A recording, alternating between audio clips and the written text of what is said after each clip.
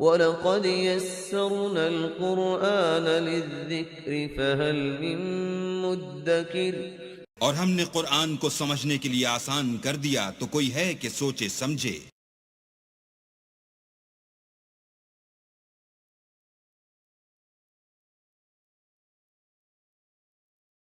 अऊज़ु बिल्लाहि मिनश शैतानिर रजीम। पनाह मांगता हूँ मैं अल्लाह की शैतान मरदूद से। बिस्मिल्लाहिर रहमानिर रहीम। शुरू अल्लाह का नाम लेकर जो बड़ा मेहरबान निहायत रहम वाला है। या अय्युहल्लज़ीना आमनू ला तुक़द्दिमू बैन यदयिल्लाहि व रसूलिही वत्तक़ुल्लाह इन्नल्लाह समीउन अलीम। या अय्युहल्लज़ीना आमनू ला तर्फ़अू अस्वातकुम फ़ौक़ सौतिन नबिय्यि व ला तजहरू लहू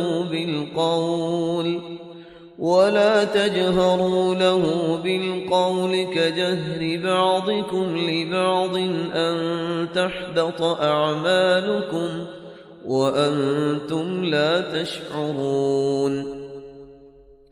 इन्नल्लज़ीन यग़ुद्दून अस्वातहुम इन्द रसूलिल्लाहि उलाइकल्लज़ीना इम्तहनल्लाहु क़ुलूबहुम लित्तक़वा लहुम मग़फ़िरतुन व अज्रुन अज़ीम।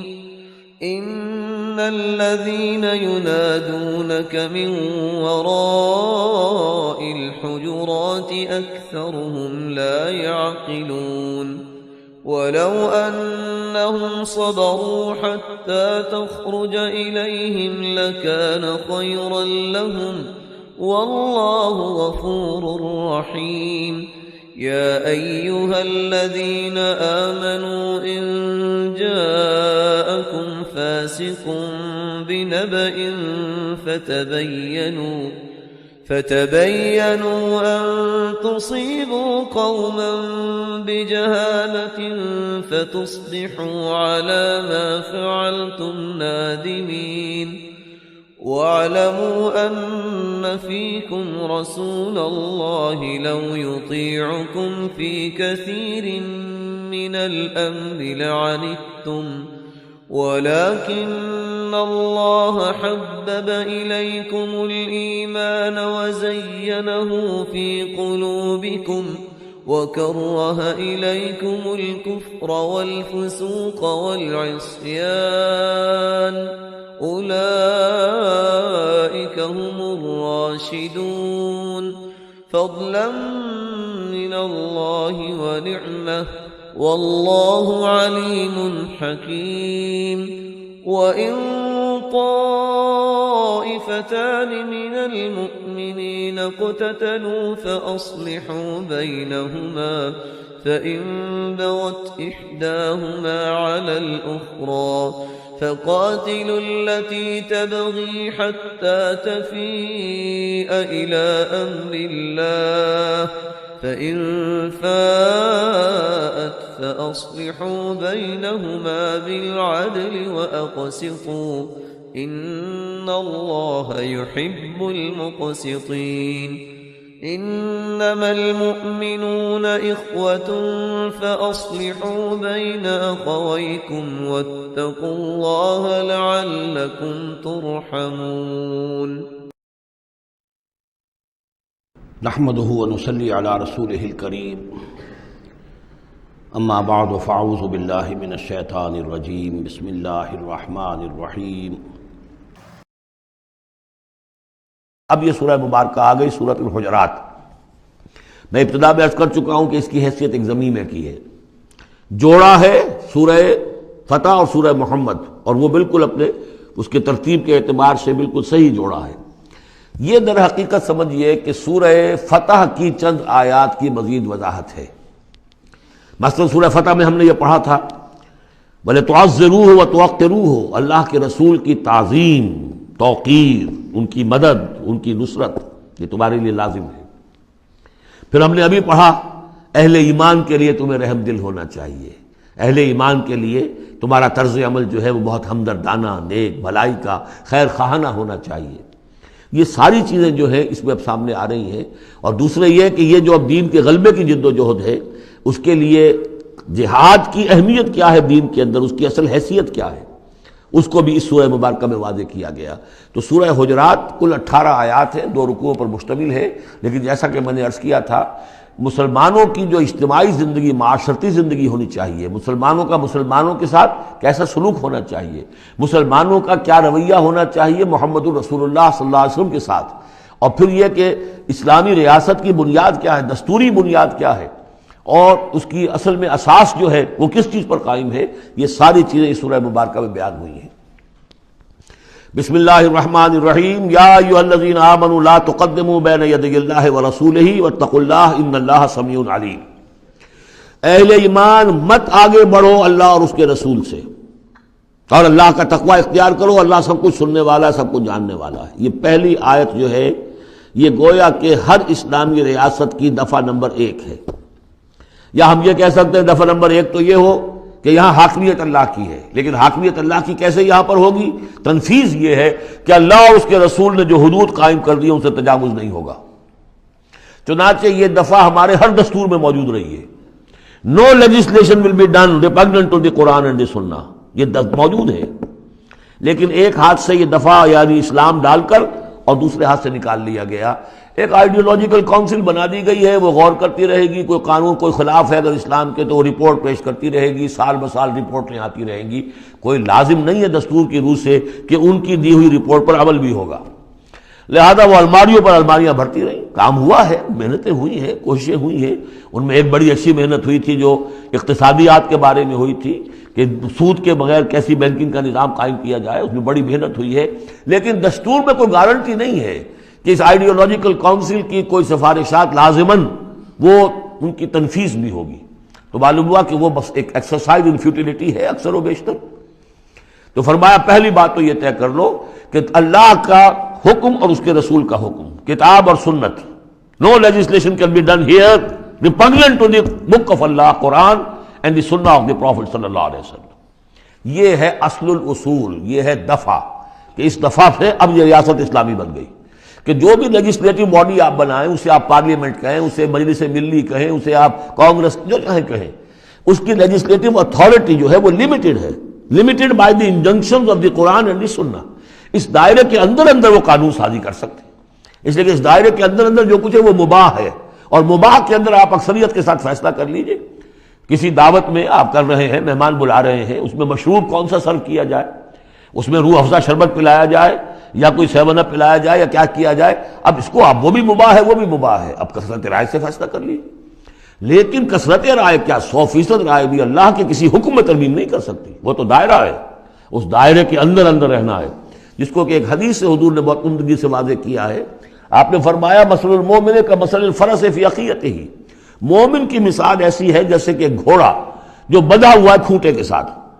ظاہر بات ہے مومن میں جو اللہ کو مانتا ہے تو اللہ کے حکم سے بندھ گیا، رسول کو مانتا ہے رسول کے فرمان سے بندھ گیا، قرآن کو مانتا ہے تو قرآن کے احکام سے بندھ گیا۔ تو ایک آدمی وہ ہے مادر پدر آزاد ہے، نہ اللہ کو جانے نہ رسول کو جانے نہ کسی آسمانی ہدایت کو مانے، وہ جو چاہے قانون بنائے، وہ سوڈمی کو بھی جائز قرار دے دیں، ہومو سیکسولیٹی کو بھی جائز قرار دے دیں، 2 مردوں کی شادی کو جائز قرار دے دیں، لیگل سٹیٹس دے دیں، ان کی مرضی ہے جو چاہے کریں، لیکن مسلمان تو پابند ہوتا ہے۔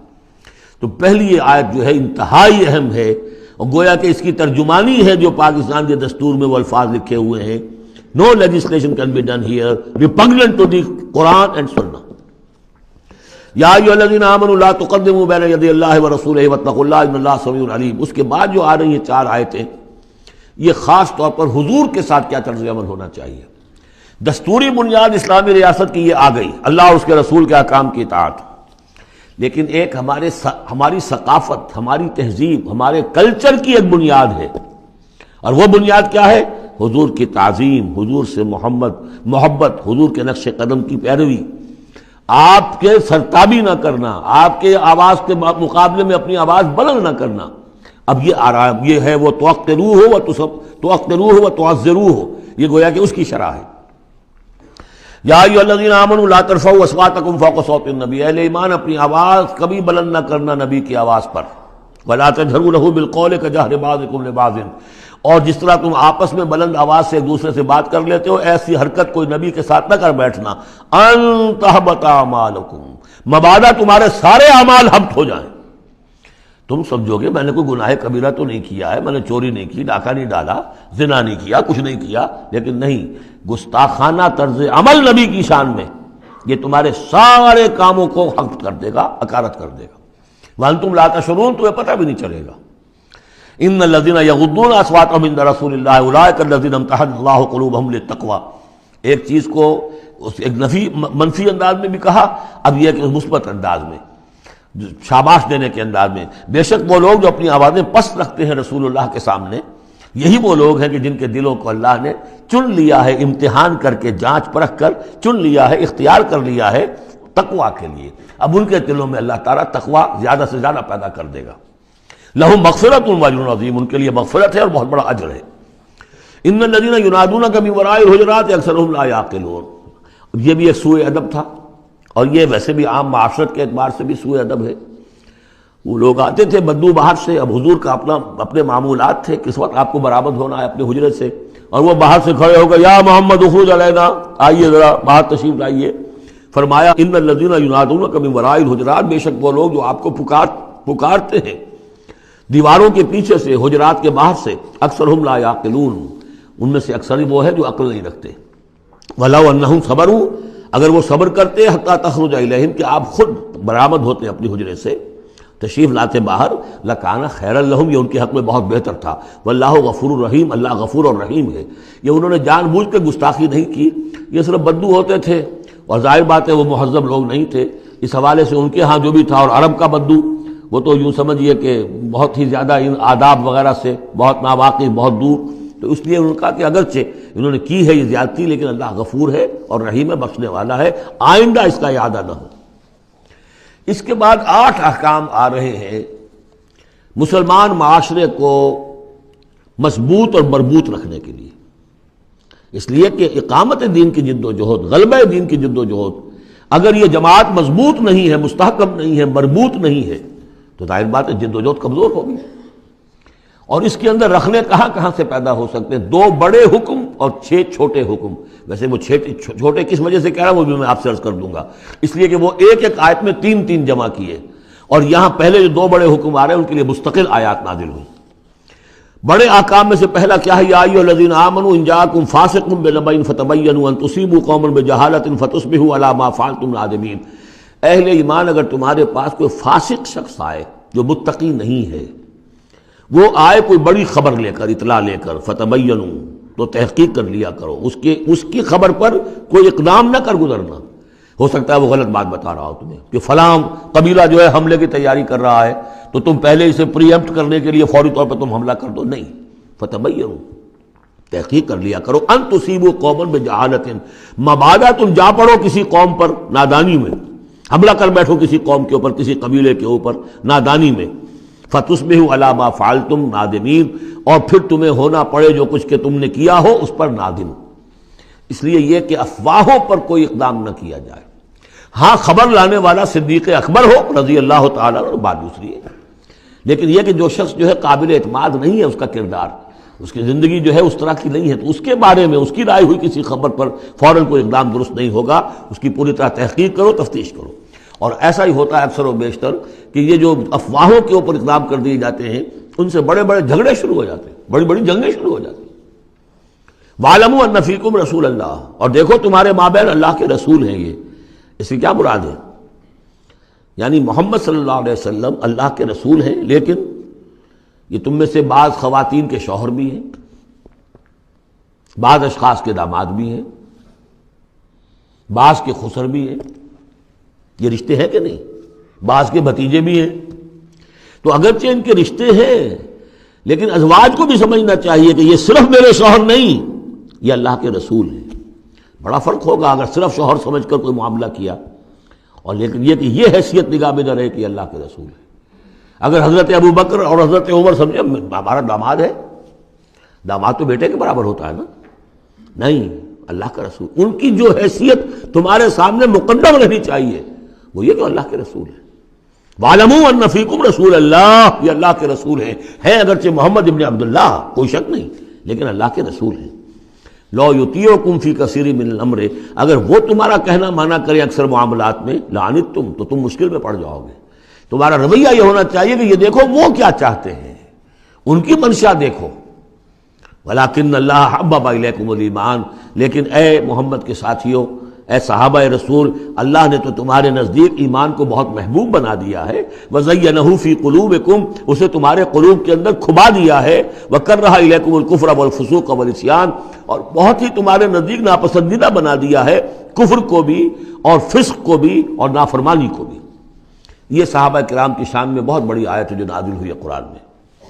وَلَٰكِنَّ اللَّهَ حَبَّبَ إِلَيْكُمُ الْإِيمَانَ وَزَيَّنَهُ فِي قُلُوبِكُمْ وَكَرَّهَ إِلَيْكُمُ الْكُفْرَ وَالْفُسُوقَ وَالْعِصْيَانَ أُولَٰئِكَ هُمُ الرَّاشِدُونَ، یقیناً یہی لوگ ہیں جو صحیح راستے پر ہیں اور جو سعادت مند ہیں اور جو آخری کامیابی کو حاصل کریں گے. فضلا من اللہ ونعما، اور یہ فضل ہے اللہ کی طرف سے، انعام ہے اس کا، احسان ہے. واللہ علیم الحکیم، اللہ سب کچھ سننے والا، اللہ ہر چیز کا علم رکھنے والا اور کمال حکمت والا ہے. اب دوسرا حکم آ رہا ہے، وَإِن طَائِفَتَانِ مِنَ الْمُؤْمِنِينَ اقْتَتَلُوا، آخر اہل ایمان بھی انسان ہیں، جھگڑا ہو سکتا ہے، اختلاف ہوگا، اختلاف سخت ہو جائے جھگڑا ہو جائے گا، جھگڑا سخت ہو جائے قتال بھی ہو جائے گا.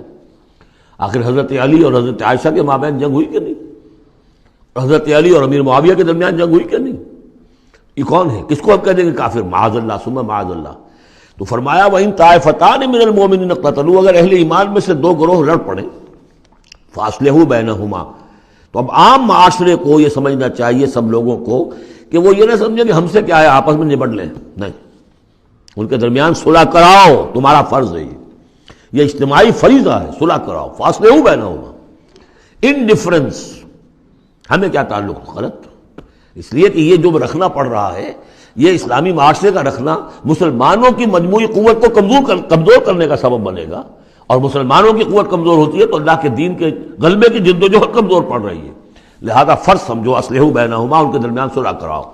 فَإِن بَغَتْ إِحْدَاهُمَا عَلَى الْأُخْرَىٰ، پھر اگر ان میں سے ایک دوسرے پر زیادتی کرے، صلح کی پابندی نہیں کر رہا، صلح کرا دی گئی پھر بھی وہ زیادتی کر رہا، فَقَاتِلُوا الَّتِي تَبْغِي، اب جنگ کرو اس سے جو زیادتی کرنے والا ہے. اب یہ دو فریقوں کے درمیان نہیں رہا معاملہ، اب ایک فریق گویا کہ پوری مسلم جماعت کو، پورے مسلم معاشرے کو، پوری ملت اسلامی کو جو کہ وہ للکار رہا، چیلنج کر رہا ہے، تو اب ان سے جنگ کرو. حتیٰ تفیء الی امر اللہ، یہاں تک کہ وہ لوٹ آئے اللہ کے حکم کی طرف. صلح کی جو بھی شرائط تھی ان کو دوبارہ قبول کر لے. فإن فات، پھر اگر وہ لوٹ آئے، فاصلحوا بینہما، پھر ان کے مابین دوبارہ صلح کرا دو، بالعدل، انصاف کے ساتھ. واقسطوا، اور دیکھنا انصاف کا دامن ہاتھ سے نہ چھوڑنا، انصاف کرو. اس لیے کہ اب ہو سکتا ہے کہ اس دوسرے فریق پر تم کو زیادتی کر بیٹھو، اس لیے کہ اب اس سے تم بھی لڑے ہو، لڑ کر تم نے اسے مجبور کیا ہے کہ وہ صلح کی پابندی کرے، تو اب بھی اس پر کوئی زیادتی نہ ہو جائے. واقسطوا ان اللہ یحب المقسطین، اللہ تعالیٰ انصاف کرنے والوں کو محبوب رکھتا ہے. یہ تو دو بڑے بڑے حکم ہو گئے. اب ایک آیت میں 3 حکم اور دوسری میں پھر 3 حکم. یہ چھوٹے چھوٹے انفرادی سطح کے اوپر یا برادریوں کی سطح کے اوپر یا جماعتوں کے اندر جس طرح کے بڑے بڑے چیزیں پیدا ہو جاتی ہیں، بعض چیزیں معمولی نظر آتی ہیں لیکن اس سے دلوں کے اندر زخم پڑ جاتے ہیں. انما المؤمنون اخوۃ فاصلحوا بین اخویکم، یہ تو اسی کے ساتھ آ گئی. یقیناً تمام اہل ایمان جو ہے وہ آپس میں بھائی بھائی ہے، بس اپنے دو بھائیوں کے درمیان صلح کرا دیا کرو. واتقوا اللہ، اللہ کا تقوی اختیار کرو. لعلکم ترحمون، تاکہ تم پر رحم کیا جائے. بارک اللہ لی ولکم فی القرآن العظیم ونفعنی وإیاکم بالآیات والذکر الحکیم.